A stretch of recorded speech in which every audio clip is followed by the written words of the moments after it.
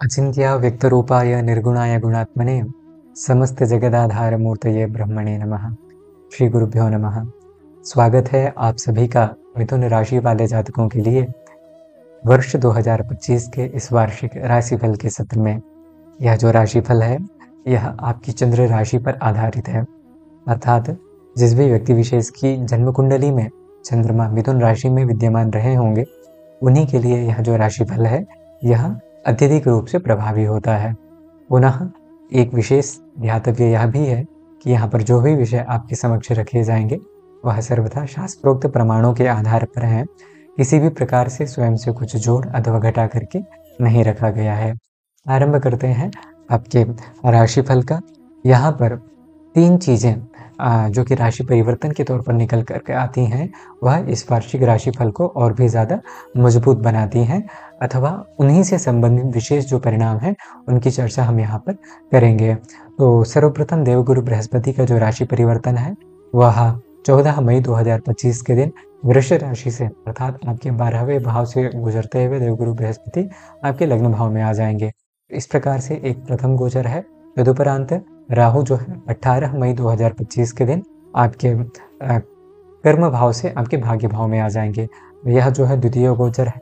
एवं शनि जो कि आपके कर्म के ग्रह हैं, अर्थात परिश्रम का हो गया, दंड का हो गया, न्याय का हो गया, आदि सभी विषयों का कार्यकत्व जो है शनि रखते हैं।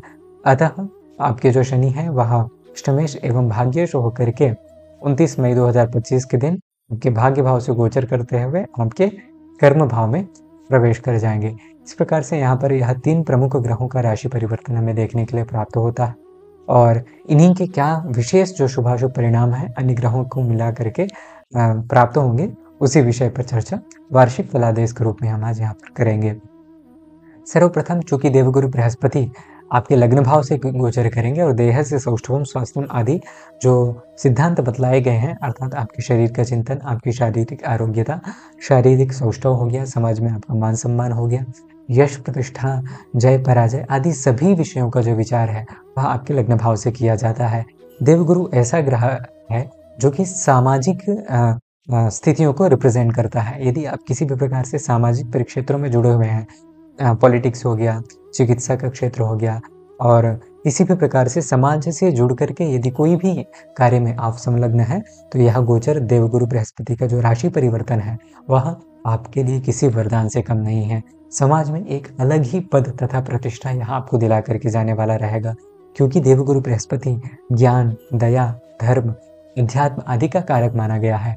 अतः अभी तो जब तक देवगुरु बृहस्पति 12वें भाव में है तो यह सभी चीज़ों का, विशेषतः आप ज्ञान के इच्छुक, अध्यात्म में ज़्यादा अभिरुचि, पुनः सांसारिकता से किंचित दूर बना करके रखे हुए थे, किंतु जैसे ही देवगुरु बृहस्पति का लग्न भाव से गोचर होगा तो ये सभी चीज़ों को साथ में रखते हुए आप समाज में रह करके कुछ करने की जो इच्छा है उसमें बहुत कुछ बेहतर कर जाएंगे।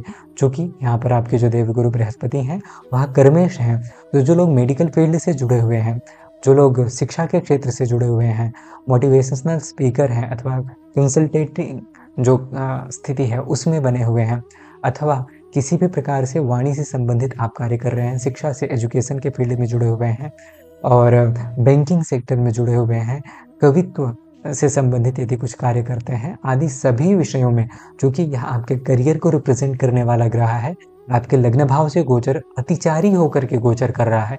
जब भी देवगुरु बृहस्पति अतिचारी होकर के गोचर करते हैं, समाज में संघर्ष, युद्ध, पुनः सामाजिक परिवर्तन, धार्मिक परिवर्तन, महाभारत में जब युद्ध हुआ था, ऐसे इस विषय पर भी मैं एक अलग से वीडियो बनाऊंगा कि देवगुरु बृहस्पति जब भी अतिचारी हुए हैं तो समग्र वैश्विक स्तर पर एक अलग ही जो है विशेष स्थिति उत्पन्न हुई है। तो चूंकि यह बृहस्पति आपका कर्मेश होकर के लग्न भाव से गोचर कर रहे हैं, आपके दाम्पत्य जीवन का कारक ग्रह देव अर्थात विवाह और करियर दोनों का रिप्रेजेंटेटिव होकर के यह आपके लग्न भाव से गोचर कर रहा है। और अतिचारी स्थिति, अतिचारी मतलब अधिक विचारी, मतलब चरने वाला, तो यहाँ पर इसकी जो फल देने की स्थिति है वह और भी ज़्यादा बढ़ जाती है। तो आपको इन दो विषयों से तो सर्वथा आश्वस्त रहना चाहिए कि यहाँ पर आने वाला यह जो वर्ष है वह दाम्पत्य जीवन में और करियर में आपको सभी प्रकार की मनोकामनाओं की इच्छा की पूर्ति कराने वाला रहेगा।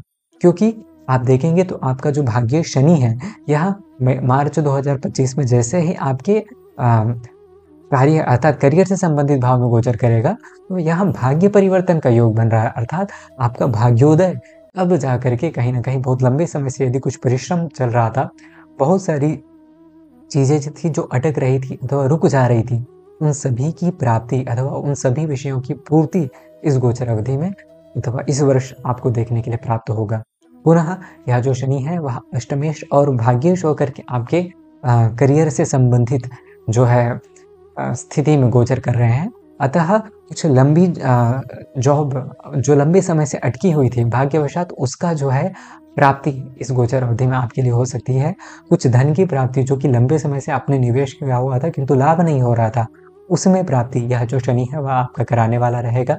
पुनः यदि आप देखेंगे कि जो राहु है वह आपके भाग्य भाव में गोचर कर जाएंगे और शनि की राशि में गोचर करेंगे, तो वस्तुतः भाग्य भावस्तु उतना ज़्यादा बेहतर परिणाम राहु का नहीं होता, किंतु शनि जो कि वहाँ शनिवद राहु कहा जाता है, अर्थात राहु शनिवद ही होता है। अतः शनि की राशि में जो कि प्रवेश कर रहा है इसलिए उतना ज़्यादा खराब परिणाम नहीं देगा। तो शिक्षा के दृष्टिकोण से हो जाए, आपके करियर के दृष्टिकोण से हो जाए, दाम्पत्य जीवन के दृष्टिकोण से हो जाए, पुनः आपके शरीर एवं स्वास्थ्य के दृष्टिकोण से हो जाए, इन सभी क्षेत्रों में आने वाला जो वर्ष है आपको वृद्धि तथा उन्नति प्रदान करेगा। पुनः एक स्थिति और भी है कि यदि आप देखेंगे तो यहाँ पर जब बृहस्पति आपके लग्न भाव में आ जाएंगे तो यह आपके पंचम भाव, यहाँ से पंचम दृष्टि से पंचम भाव को और सप्तम दृष्टि से भाग्य भाव को और नवम दृष्टि से आपके भाग्य भाव को देखेंगे। तो भाग्य का उदय हो गया। जो छात्र वर्ग है उसके लिए पढ़ाई लिखाई में बहुत ज़्यादा अच्छे परिणामों की प्राप्ति से संबंधित विषय हो गए। पुनः मानसिक रूप से मजबूत स्थिति बनी रहेगी, मानसिक प्रसन्नता हो गया, पुत्र अथवा संतान प्राप्ति से संबंधित योग की चिंता हो गई, आदि सभी विषयों में यह जो बृहस्पति है यह आपके लिए उत्तम एवं श्रेष्ठ परिणाम देगा। अब कुछ सावधानियां भी यहाँ पर आपको रखनी चाहिए। सावधानियों के तौर पर चूंकि यह जो राहु है वह आपके भाग्य भाव में रहेंगे, तो कुछ भी यदि कुछ थोड़ा बहुत कार्यों में विलंब हो रहा है अथवा किसी भी प्रकार से चीज़ों में स्थिरता अर्थात कुछ आपकी समय जब जिस समय विशेष में ही आपको चीज़ें चाहिए उस समय विशेष में ही नहीं प्राप्त हो रही, तो आप उससे हट गए अथवा किसी प्रकार से आपने कुछ गलत कदम उठा लिया, तो कृपया इस चीज़ से बचें। धैर्य के साथ यदि काम लिया आपने तो निश्चित तौर पर यहाँ पर यह जो वर्ष संपूर्ण वर्ष है यह आपको बहुत ही ज़्यादा सुखद परिणामों को देके जाएगा। उपाय जो कि आपको राहु आपके भाग्य भाव से गोचर कर रहे हैं, अतः राहु से संबंधित कुछ उपाय और मंगल से संबंधित, चूंकि अभी 2 महीने जो है मंगल आपके जब लग्न भाव द्वितीय भाव में, क्योंकि आप देखेंगे कि नीच राशि में है मंगल, अतः मंगल जब नीच राशि में होते हैं तो अच्छे परिणाम नहीं देते हैं। पुनः जब बुध की राशि कन्या में गोचर करेंगे तो भी उतना ज़्यादा सुखद परिणाम नहीं देंगे। अतः मंगल से संबंधित एवं राहु से संबंधित उपाय यहाँ पर आपको करना चाहिए। इन दोनों के उपाय यहाँ पर आपको दिए हुए हैं। जो राहु के उपाय हैं वही मंगल के उपाय भी मंत्र को छोड़ करके करना चाहिए आपको, अर्थात मंगल के उपाय के तौर पर आपको हनुमान मंदिर जो है मंगलवार एवं शनिवार के दिन जाना चाहिए। पुनः हनुमान चालीसा एवं सुंदरकांड का पाठ आपको मंगल एवं शनिवार के दिन विशेषतः करना चाहिए। यही उपाय राहु के तौर पर भी। राहु के उपाय के विशेष तौर पर आप जो है इसका राहु का बीज मंत्र का जप कर सकते हैं, ओम भाम भीम भौम साहब राहवे नमः, और दूसरा राहु का जो है दान यहाँ पर लिखा हुआ है, इसको भी आप कर सकते हैं। तो इस प्रकार से यह जो वर्ष है आपके लिए और भी ज़्यादा शुभद परिणामों को देने वाला हो सकता है। आशा है यह जानकारी आपको अच्छी लगी होगी। यदि किसी भी प्रकार से यदि आपके कुछ व्यक्तिगत सुझाव हैं तो आप कमेंट के माध्यम से अपनी बात रख सकते हैं। वर्तमान के लिए इतना ही, मिलते हैं अगले वीडियो में। आने वाला यह जो वर्ष है यह आपके लिए सुखद एवं मंगलकारी हो, इन्हीं शुभकामनाओं के साथ महादेव।